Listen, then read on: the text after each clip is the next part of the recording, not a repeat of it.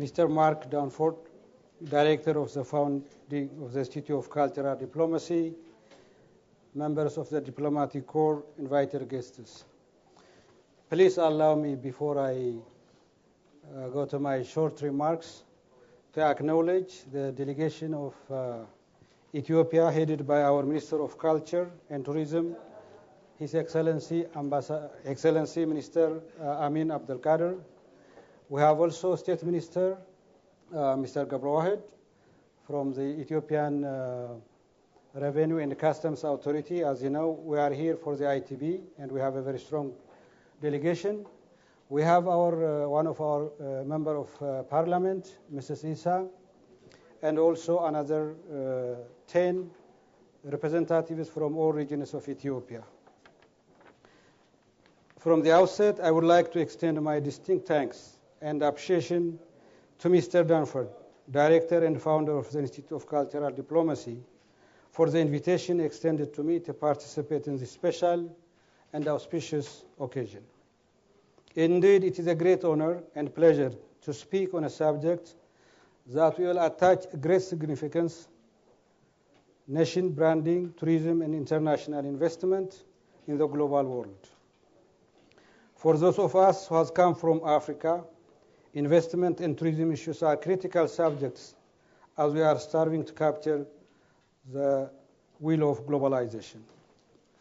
Excellencies, ladies and gentlemen, when I received the invitation to make some remarks at this podium on this important subject of nation branding, attracting tourism and international investment in the globalized world, I accepted it with great pleasure, with the conviction of contributing to the enunciation of current image of Africa in general, and that of my country, Ethiopia, in particular.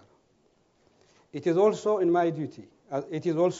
my duty as Ambassador of Ethiopia to inform the public and the audience here present today the opportunities in Ethiopia and the challenges ahead of us in the African continent.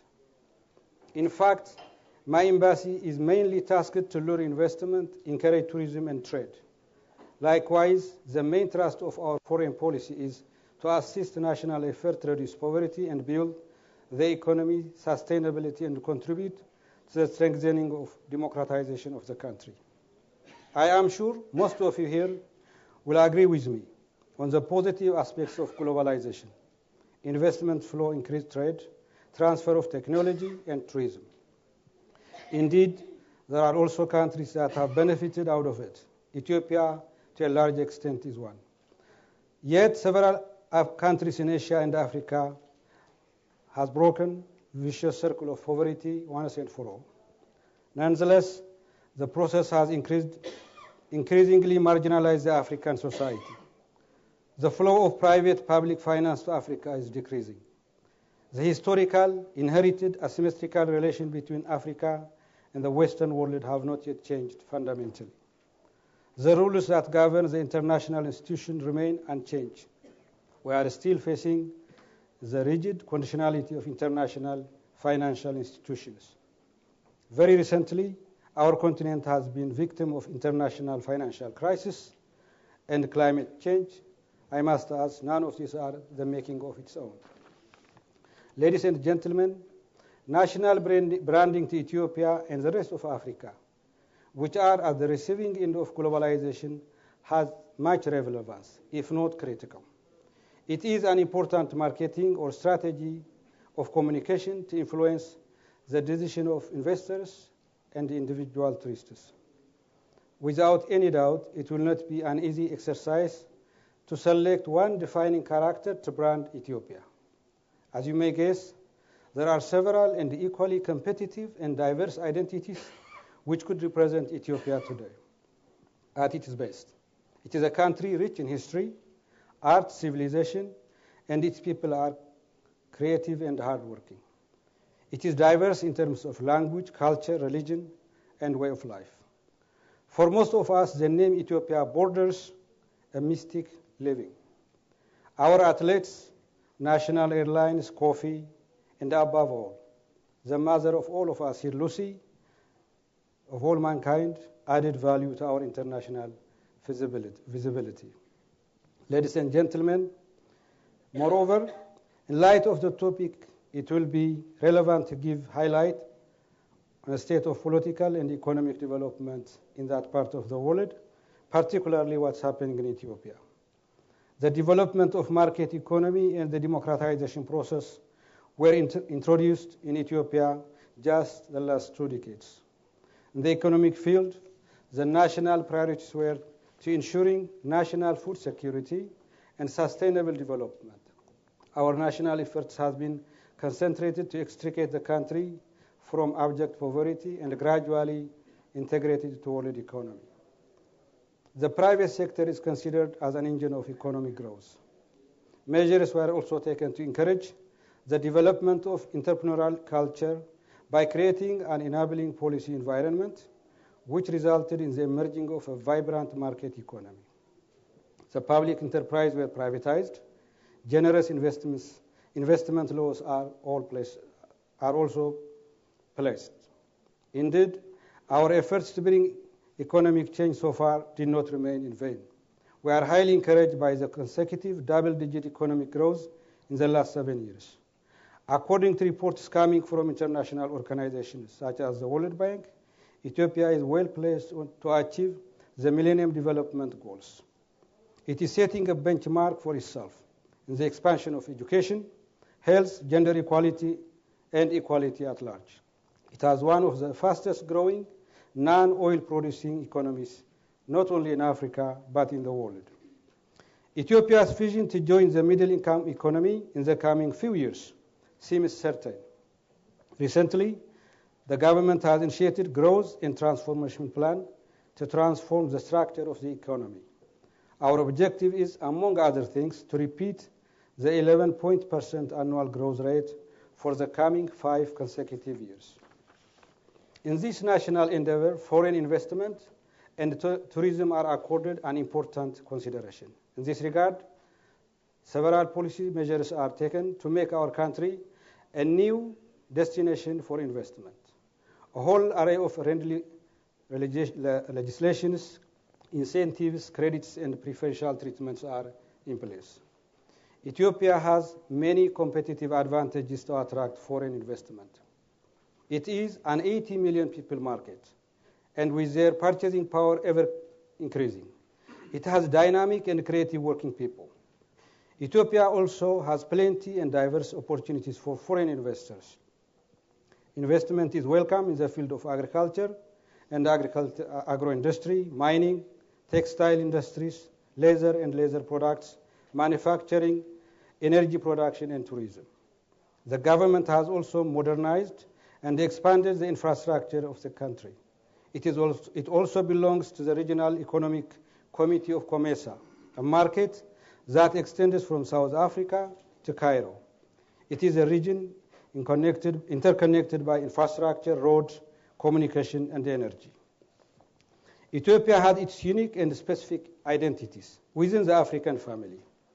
Ethiopia is the home of more than 81 nations and nationalities, each with its own unique cultural expression, way of life, language, and heritage. Ethiopia is the cumulative expression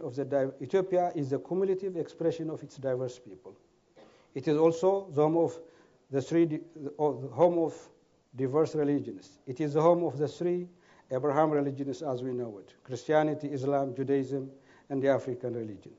The culture of tolerance among different religious groups is a national value to share with the rest of the world.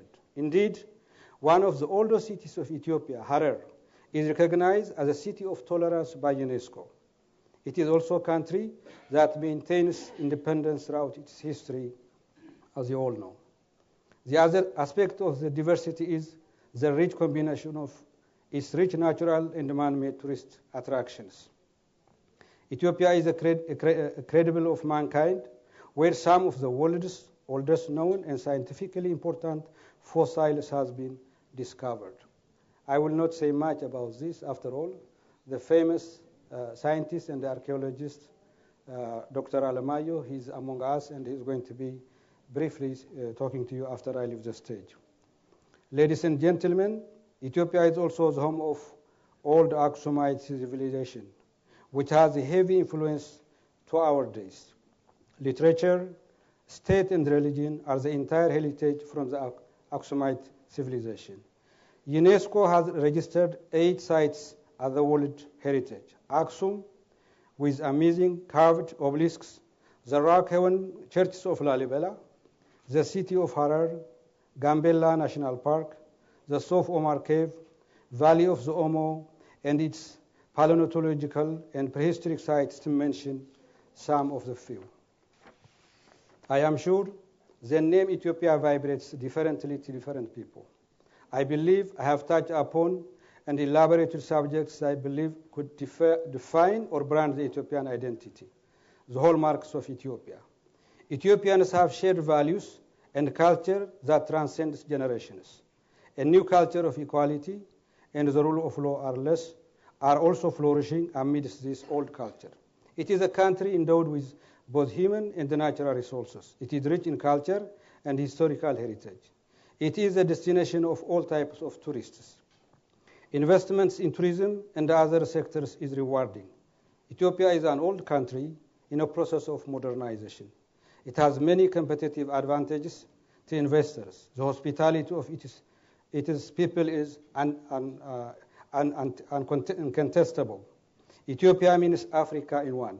I am sure if you visit Ethiopia once, you will remain absorbed throughout your life.